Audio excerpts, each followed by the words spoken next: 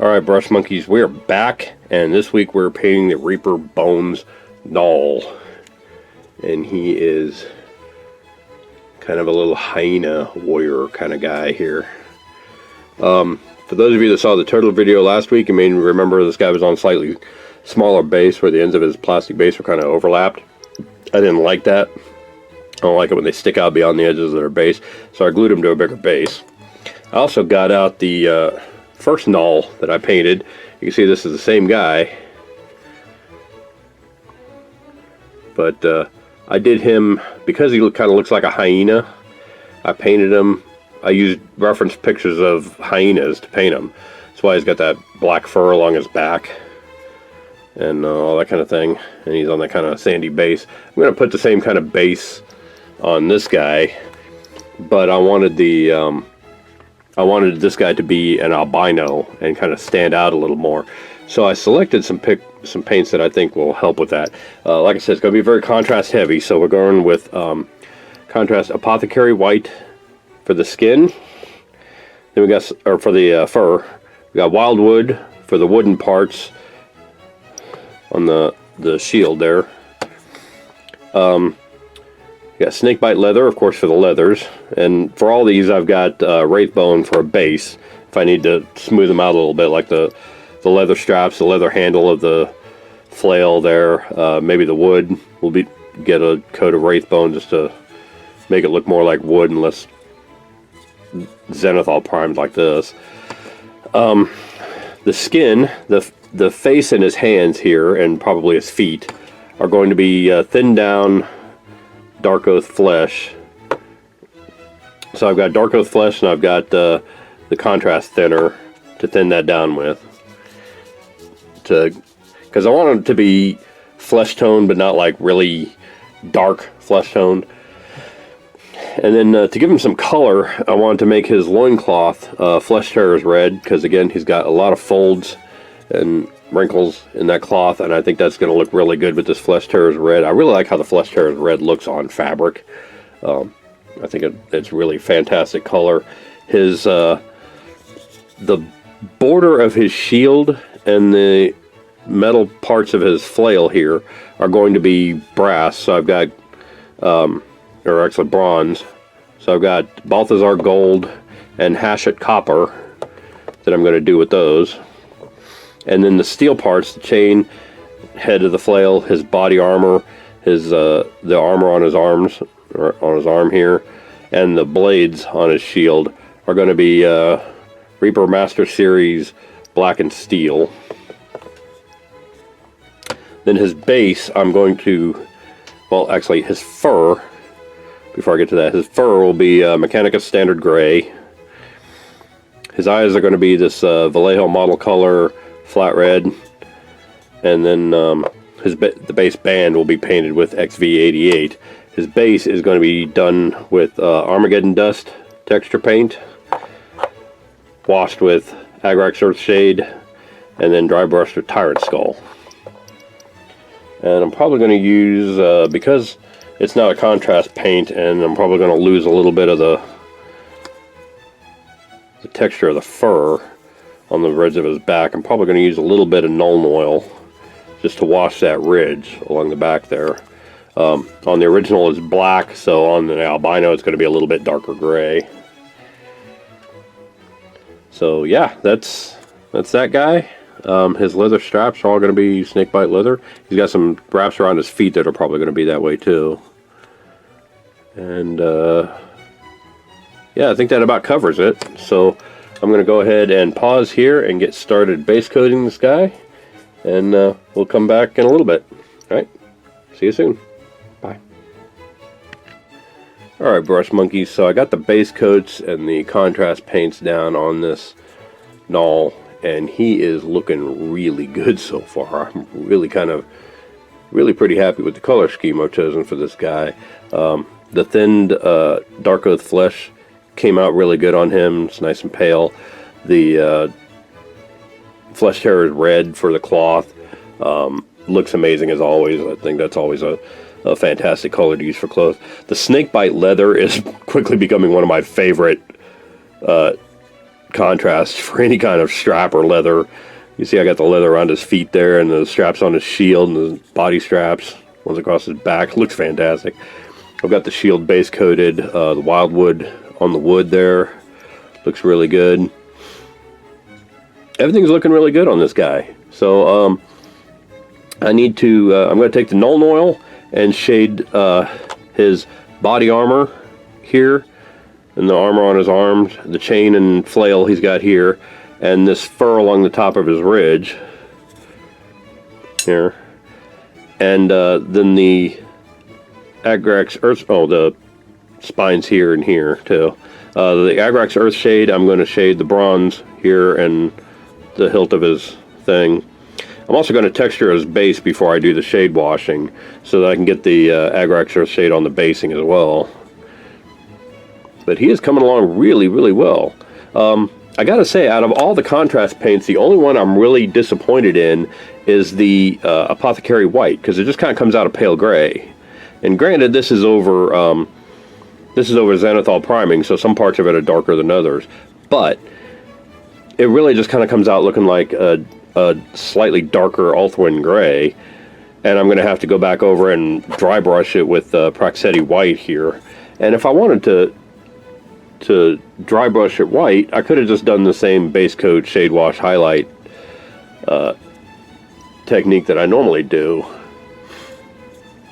to make them come out a little lighter.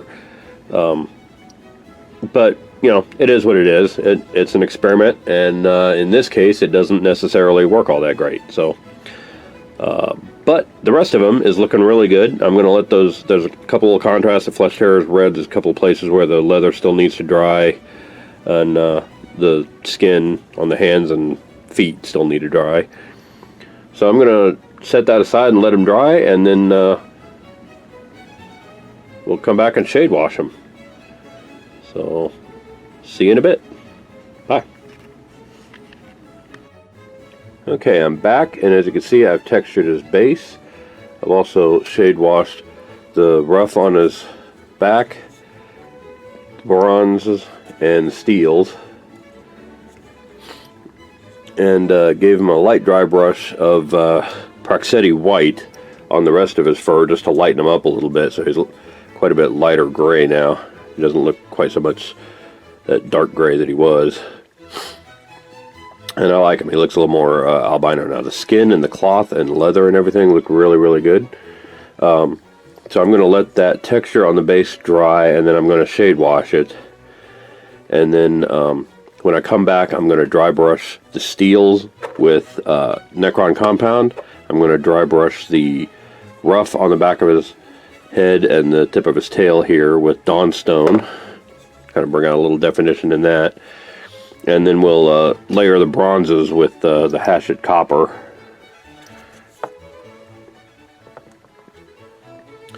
And he should be pretty close to being done.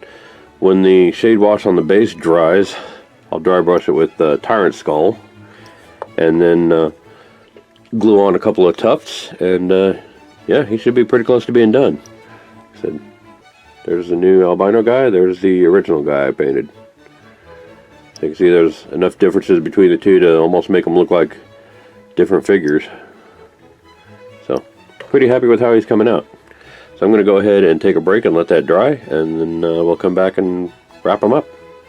Alright, see you soon. Bye. Alright, I'm back, and it looks like the basing has dried. This Armageddon dust put on the base has dried up now, so I'm going to go ahead and shade wash it with the Agrax Earth Shade. And I've already gone through, while I was waiting for that to dry, I went ahead and highlighted the fur, dry brushed the fur, dry brushed the armor, and layered up the bronze, so you can see how all that looks. His armor looks pretty spiffy, his shoulder armor looks pretty spiff, his fur looks good, a little tuft on the end of his tail there. So he's looking pretty good. So like I said, I'm going to go ahead and shade wash the base here. And as usual, I'm using the base brush. Don't have to be real neat, just kind of slopping it on there. Get his claws in that as well, because I'm going to highlight those when I'm done.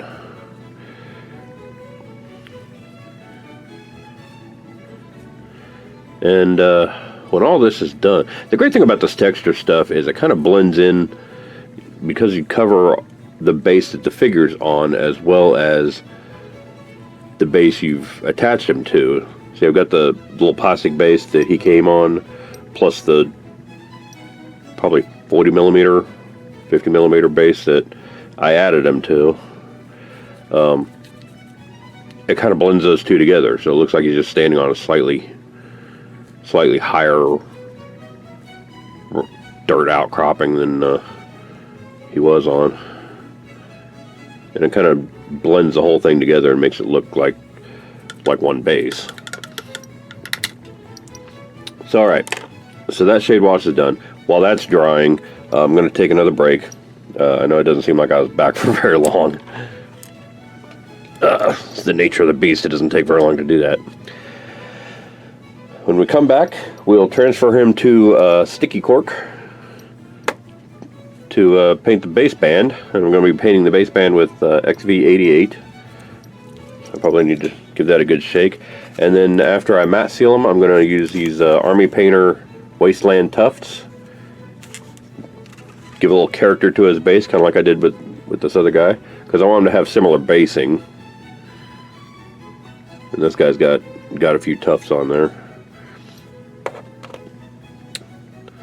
So I'm going to paint the base band and dry brush the ground with Tyrant Skull. And then we'll transfer them to the cork, paint the base band, and glue on the tufts after I matte seal them. Alright? So I will see you in a bit. Thanks. Alright, we're back, and as you can see, I've got the base band painted. I've got the base all dry brushed. I've even got his little claws on his feet there detailed. So for all intents and purposes, this guy is done. I'm going to hit him with the Army Painter Anti-Shine matte sealant and then glue some of those Army Painter tufts onto this base. I got those right here ready to go. So yeah, so I'm going to go ahead and matte seal them and then glue the tufts on the base, and the next time you see this guy, he will be finished and we will call it a day. Alright, see you soon. Alright, brush monkeys, we're wrapping it up, calling it a day on this Albino Gnoll. As you can see, I've got the first one I painted right here. This one I did a few years back, and he looks pretty good, but the albino one that I just wrapped up looks even better. I think it looks better. So I can get that camera to focus in on him a little bit. Come on, you little wanker. There you go. So yeah, got the skin, got the lighter fur. He is looking pretty spiffy. So I'm going to go ahead and call him done. And we'll wrap up this video.